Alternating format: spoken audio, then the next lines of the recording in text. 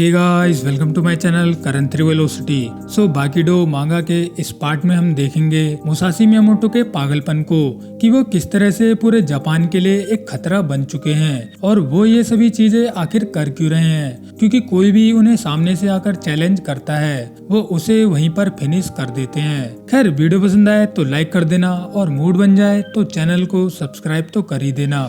सो Baki Dou मांगा का part 30 शुरू होता है।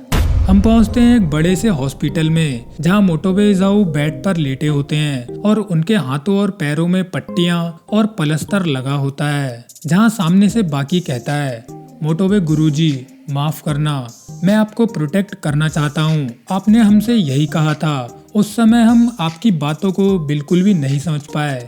जिस पर मोटोबे बाकी को रोकते हुए कहता है, बाकी तुम गलत नहीं थे। मैं होता ही कौन हूँ जो तुम्हें प्रोटेक्ट करेगा, क्योंकि मैं तुम्हारे जितना ताकतवर नहीं हूँ। बाकी तुम्हारे जैसे लड़का 10 लड़ाइयाँ लगातार लड़ सकता है और देखो, एक लड़ाई लड़ने के बाद मैं यहाँ पर बिस्तर पे पड़ा हूँ और तो और तुम्हारी हाइट भी मुझसे ज्यादा हो गई है। जिस पर बाकी कहता है, नहीं, हम आपकी मार्शल आर्ट्स को नहीं समझ पाए और हम मुसाशी मियामोटो के लड़ने के तरीके से भी अनजान थे और इसी वजह से हम आपके मकसद को भी नहीं समझ पाए। मोटोबे गुरुजी, हमें माफ करना, हमने आपको गलत समझा। जिस पर मोटोबे कहते हैं, दुनिया का सबसे ताकतवर लड़का तुम इस जमाने की पहचान हो और ताकत के मामले में तुम ओग्रे के बेटे हो, जिसे वर्ल्ड का स्ट्रॉन्गेस्ट क्रीचर माना जाता है। शिबुकावा सेंसे की लड़ने की टेक्निक नेशनल लेवल की ट्रीजर हैं। Doppo Orochi, the god of martial arts, वो तो मॉडर्न कराटे के पापा हैं। उन्हें तो हम किसी भी कीमत पर लूज नहीं कर सकते। हानायामा कराओ, वो तो पैदा ही ताकत के साथ हुआ था, वो अपनी फैमिली की पहचान है। कात्सुमी ओरोची इस दुनिया को कराटे की राह पर ले जाएगा। पिकल तो पिकल ही है, वो हमारा दोस्त तो है ही, पर इस दुनिया के लिए किसी खजाने से कम नहीं है। गाया की इको फ्रेंडली फाइट, शिनोगी कुरेहा की एनाटोमी बेस्ड फाइट और उसके छोटे भाई कोसो की कॉर्ड कटिंग स्टाइल और काकुकायो तो चाइनीज मार्शल आर्ट्स को नेशनली रिप्रेजेंट करते हैं। तुम सभी फाइटर्स इस जमाने के लिए किसी खजाने से कम नहीं हो। लेकिन बाकी ध्यान देने वाली बात यह है, तुम सभी के बीच एक अच्छा खासा कनेक्शन है जो कि तुम सभी के सभी को जोड़कर रखता है। मगर मुसाशी मियामोटो के बारे में हम कुछ भी नहीं जानते। वो इस जमाने के नहीं है और उनके इस जमाने से कोई कनेक्शन भी नहीं है। खैर, मोटोबे यहाँ पर बाकी को ये बातें बता ही रहे होते हैं। तभी यहाँ पर शिनोगी कुरेहा कहता है, मोटोबे सेंसे, आपने मेरी तारीफ करी, मुझे अच्छा लगा, मगर टीवी में देखो, मुसाशी मियामोटो का टीवी पर इंटरव्यू चल रहा है। टीवी पर हम देखते हैं एक एंकर मियामोटो को इंट्रोड्यूस करते हुए कहता है, आज हमारे चैनल पर एक ऐसे इंसान आए हैं जिनके बारे में आपने पहले कभी ना कभी सुना होगा। वैसे तो मैंने कई जाने माने सेलिब्रिटीज का इंटरव्यू लिया है, लेकिन इस आदमी को मैं बिल्कुल भी नहीं जानता। ऑफ कोर्स, ये आदमी बहुत ताकतवर है, एक जानवर की तरह। इस आदमी को सभी लोग मुसाशी मियामोटो के नाम से जानते हैं। सर, कैमरा की ओर देखिए, आप टीवी पर हो। हम देखते हैं यहाँ पर बाकी टीवी पर मुसाशी मियामोटो को देखकर कहता है, ये कैसे हुआ, वो टीवी पर कैसे पहुँच गए। मियामोटो को देखकर पब्लिक रिएक्शन देते हुए कहती है, न्यूज में देखो ये क्या चल रहा है, मैं जानता हूँ ये कौन है। क्या ये कोई एक्टर है? नहीं, ये तो वही इंसान है जिसने काफी सारे पुलिस वालों को बेहोश कर दिया था। टीवी पर एंकर मियामोटो से कहता है कि सबसे पहली बार कोई भी इंटरव्यू देता है तो हर कोई नर्वस होता ही है। सो आपको बस हमारे सवालों का जवाब देना है। सो मिस्टर मियामोटो, क्या आप सच में मुसाशी मियामोटो हैं? जिस पर मियामोटो जवाब देते हुए कहते हैं कि मैं यहाँ पर इसलिए नहीं आया हूँ कि मैं मुसाशी मियामोटो हूँ और तुम मेरा नाम क्यों पूछ रहे हो। जिस पर एंकर मुसाशी मियामोटो से कहता है कि हमें कंफर्म करना जरूरी है कि आपने मुसाशी मियामोटो का नाम क्यों रखा है। सभी को लगता है कि आप नकली हो। खैर, यहाँ पर एंकर के ये कहते ही एंकर को अपना कटा हुआ हाथ महसूस होने लगता है, क्योंकि मियामोटो ने उसके हाथ को अपनी इमेजिनरी तलवार से काट दिया होता है। जिस पर एंकर मियामोटो से कहता है, तुमने मेरे साथ क्या किया, मुझे अपना हाथ फील क्यों नहीं हो रहा। जिस पर मियामोटो कहते हैं, अब तो मानते हो ना, मैं ही मियामोटो हूँ। जिस पर एंकर मुसाशी मियामोटो से कहता है, प्लीज सर, मुझे अपनी ऑडियंस को एक्सप्लेन करने दीजिए अभी अभी जो मुझे फील हुआ था। खैर एंकर की ये बात सुनते ही मियामोटो एंकर की नेक को भी अपनी इमेजिनरी तलवार से काट देते हैं, जिस पर एंकर अपनी ऑडियंस को समझाते हुए कहता है, अभी मैंने जो महसूस किया वो आपको मैं बताना चाहता हूँ। एक इनविंसिबल तलवार ने अभी अभी मेरे हाथ और पैरों को काट दिया, पता नहीं कैसे, पर अभी अभी ये फिर से हुआ। मेरा हाथ और सर जमीन पर गिर गया था। अगर यहाँ पर मियामोटो ने मुझ पर असली तलवार से हमला किया होता तो मैं पूरी तरह से मारा जाता। मिस्टर मियामोटो, क्या आपको काटने में बहुत मजा आता है? जिस पर मियामोटो खड़े होते हुए उस एंकर से कहते हैं, तो क्या हुआ? मेरे काटने से तुम्हें कोई परेशानी है? क्या मैं कोई गलत काम कर रहा हूँ? खैर मियामोटो की ये बात सुनकर मोटोवे कहते हैं, अब बहुत देर हो चुकी है, अब मियामोटो को रोकना काफी मुश्किल है।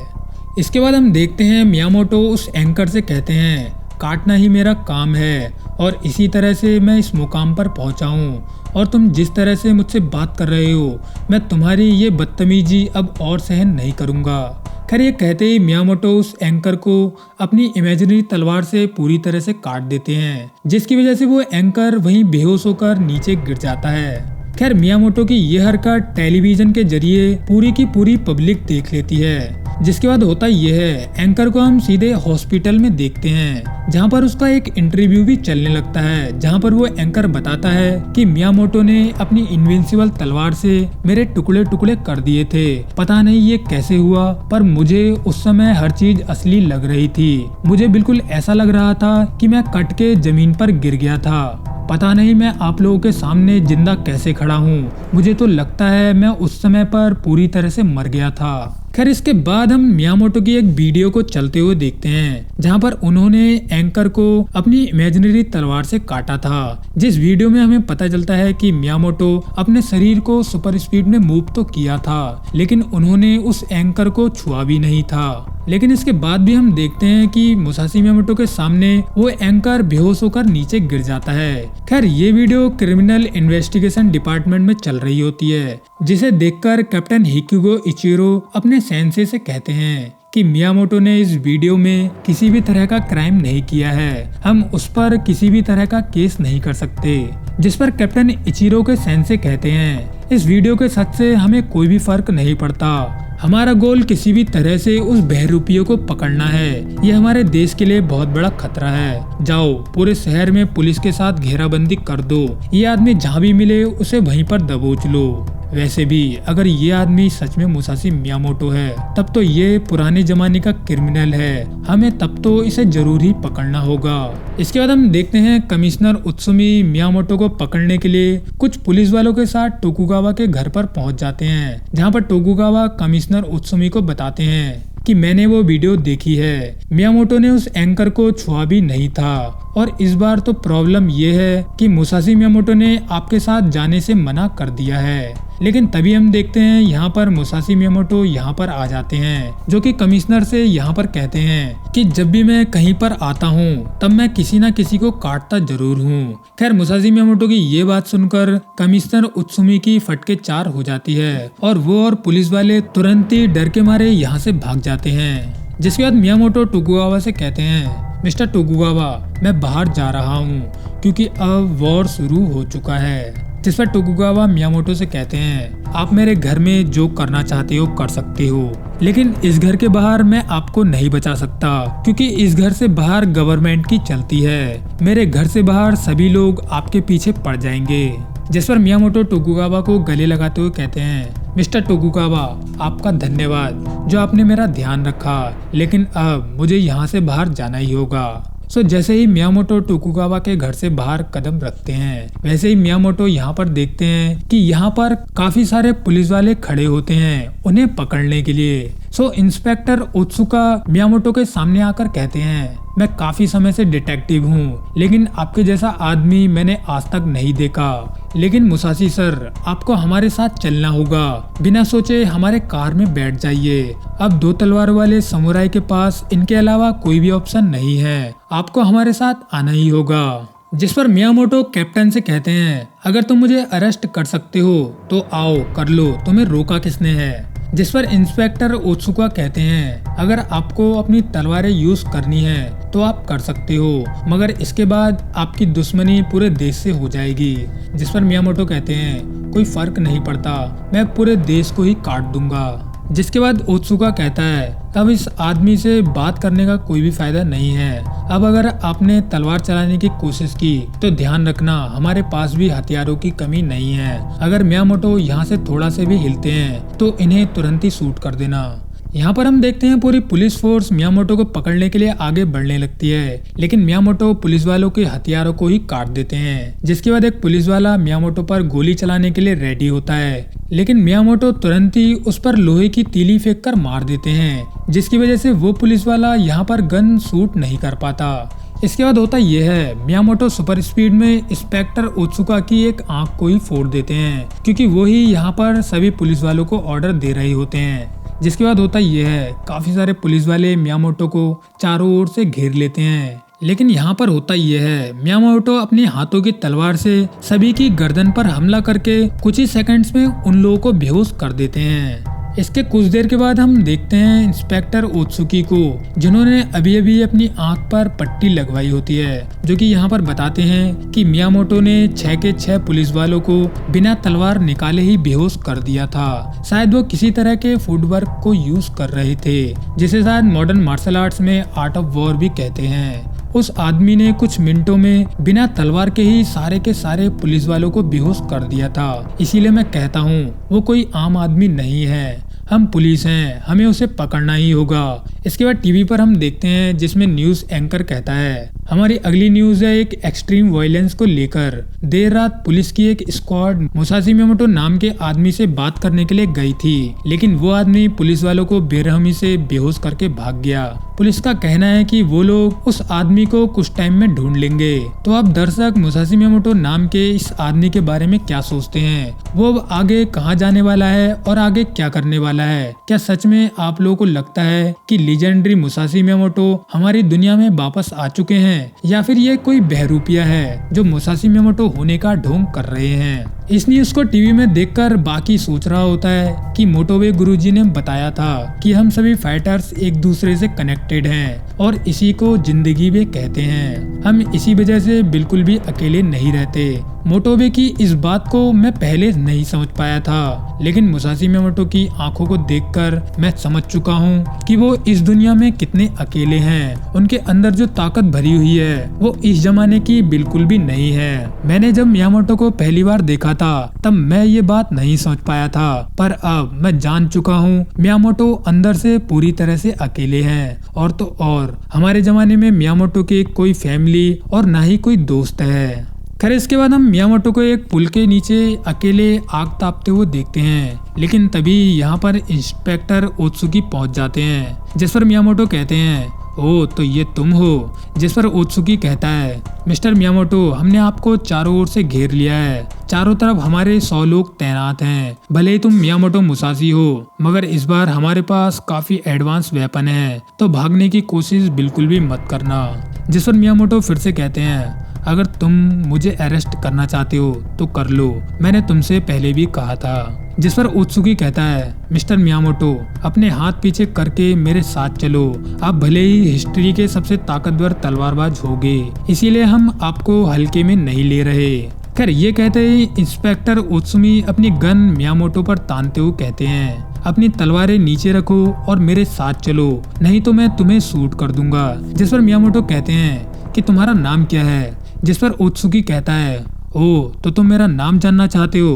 तुम्हें क्या लगता है मेरी गोली चलने से पहले तुम मुझे काट दोगे? अगर तुमने एक भी कदम आगे बढ़ाया तो मैं तुम पर गोली चला दूंगा, और ये मत सोचना तुम अपनी तलवार निकाल कर मुझे काट दोगे, क्योंकि उससे पहले ही मैं तुम्हें गोली मार दूंगा। जिस पर मियामोटो कहते हैं देखो मैं तुम्हारे सामने अपनी तलवार निकालूंगा और तुम्हें काट दूंगा। अगर तुमने मुझे देख लिया तो तुम मुझ पर तुरंत ही गोली चला देना, ठीक है? 3, 2, 1 गो। खैर यहाँ पर गो कहते ही मियामोटो इंस्पेक्टर के सामने से गायब हो जाते हैं और इंस्पेक्टर इतने में ही उन पर गोली भी चला देते हैं। मगर तब तक होता यह है, मियामोटो अपनी तलवार से इंस्पेक्टर ओत्सुकी को ऊपर से नीचे तक काट चुके होते हैं। जिसके बाद हम देखते हैं इंस्पेक्टर उत्सुमी 2 हिस्सों में कटकर नीचे गिर जाते हैं। जिसके बाद मियामोटो पुल के ऊपर पहुंचते हैं जहां पर 100 आदमियों की पुलिस फोर्स खड़ी होती है। मियामोटो ओत्सुमी की कटी हुई गन पुलिस वाले के ऊपर फेंक देते हैं, जिस पर वो पुलिस वाला बीच से सटी कटी हुई गन को देखकर कहता है कि ये तो ओत्सुका सर की पिस्तौल है, तुमने उसके साथ क्या किया? जिस पर मियामोटो कहते हैं रुको, हमारा मैच प्रॉपर हुआ था। सबसे पहले उसने ही गोली चलाई थी मगर वो चूक गया, सो उसने ही मुझे चैलेंज किया था, इसीलिए मैंने उसे काट दिया। इसके सिवा मैंने कुछ भी नहीं किया। और मेरी बात सुनो, मैं तुम लोगों के सामने सरेंडर नहीं करूंगा और एक बाप की औलाद हो तो मुझे अरेस्ट कर सकते हो। जिस पर कैप्टन तात्सुमी यहाँ पर कहता है सो मिस्टर मियामोटो, आप ना तो हमारे साथ आना चाहते हो और ना ही सरेंडर करना चाहते हो, तो अब हमारी रबर की बुलेट्स और 100 आदमी की पुलिस फोर्स के लिए रेडी रहना और ध्यान रखना, हमसे लड़ाई के दौरान आपको बुरी तरह से चोटें भी लग सकती हैं। खैर ये कहते ही 3 पुलिस वाले मियामोटो पर रबर्स की मोटी मोटी बुलेट्स को शूट कर देते हैं। मगर होता यह है, मियामोटो सुपर स्पीड में अपनी तलवार निकालकर उन सभी बुलेट्स को 2-2 हिस्सों में काट देते हैं। जिस पर मियामोटो कहते हैं कि इससे तेज तो धनुष से निकले तीर होते हैं। जिसके बाद हम देखते हैं कि कैप्टन उत्सुमी यहाँ पर फायर ब्रिगेड के ट्रक को बुला लेते हैं और इसके बाद वाटर गन से मियामोटो पर शूट भी किया जाता है। मगर सामने से मियामोटो उस ट्रक के ऊपर ही चढ़ जाते हैं। जिसके बाद मियामोटो पहले उस वाटर गन के प्रेशर को चेक करते हैं। जिसके बाद मियामोटो सटाक से पूरे ट्रक को ही बीच से 2 हिस्सों में काट देते हैं। खैर मियामोटो की ऐसी तलवारबाजी देखकर सारे के सारे पुलिस वाले डर जाते हैं। जिस पर मियामोटो कहते हैं क्या हुआ, क्या अब तुम लोग मुझे अरेस्ट नहीं करोगे? क्या तुमने मेरी अब पूरी ताकत को देख लिया? अगर मैं जमीन में मुंह के बल लेट भी जाऊं तब भी तुम लोग मुझे नहीं हरा सकते।